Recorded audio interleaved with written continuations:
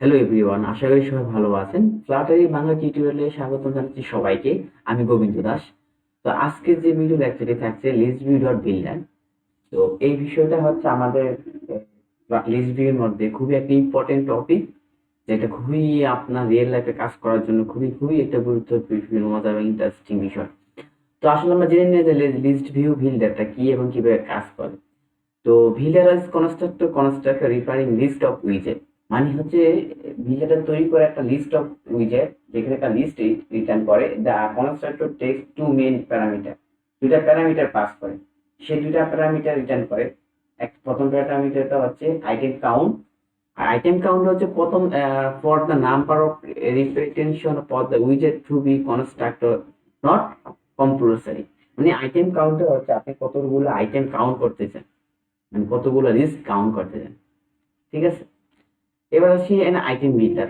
Item builder for constructing the উইজেট which will be generated item count Times.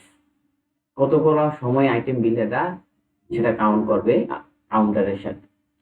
তো আমরা যদি একটা আউটপুট দেখি, যে আউটপুটটা দেখুন, লিস্ট ভিউ বিল্ডার। ধরুন আপনার কতগুলো সেপারেটলি আপনি কতগুলো লিস্ট তৈরি করতে চান এবং কতগুলো উইজেট তৈরি করতে চান। হ্যাঁ, সেটা আপনি করতে পারবেন এই আউটপুটের মাধ্যমে। ঠিক আছে, দেখুন। ওকে, তো আমরা একটা কোডটা একটু নিয়ে আলোচনা করি, যে কোডটা তৈরি করা হয়েছিল, যে লিস্ট ভিউ বিল্ডার। তো আমরা জানি লিস্ট ভিউ বিল্ডার দুইটা প্যারামিটার পাস হয়, একটা হলো আইটেম কাউন্ট, একটা হলো আইটেম বিল্ডার। ওকে, আমরা আইটেম কাউন্ট ইনিশিয়ালি 20 সেট করে দিয়েছি। এই যে আমাদের 20 পর্যন্ত সে আইটেম কাউন্ট হবে, 1 থেকে 20 পর্যন্ত আর। ওকে, তাহলে আমরা আইটেম কাউন্ট আমরা জানতে পেরেছি। এবার হচ্ছে আইটেম বিল্ডার। যে আইটেম বিল্ডারটা আমাদের রিটার্ন করে একটা উইজেট, যে কোনো টেক্সট উইজেট, যে কোনো উইজেট এনাদিন।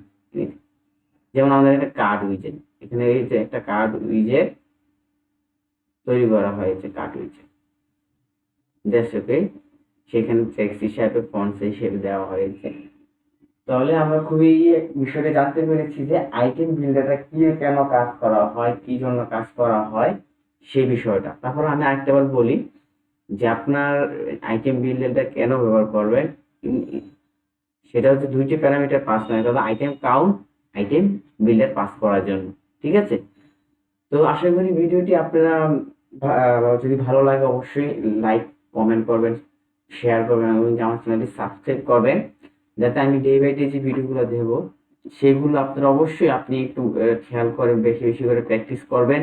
আর বিষয়গুলো কিভাবে কাজ করে, কেন কাজ করা হয়, আমি একটু বিস্তারিতভাবে বলে যাচ্ছি। আশা করি আপনাদের ফ্লাটার ডেভেলপ করার জন্য খুবই খুবই খুবই উপকার আসবে। তো ধন্যবাদ সবাইকে, আসসালামু আলাইকুম।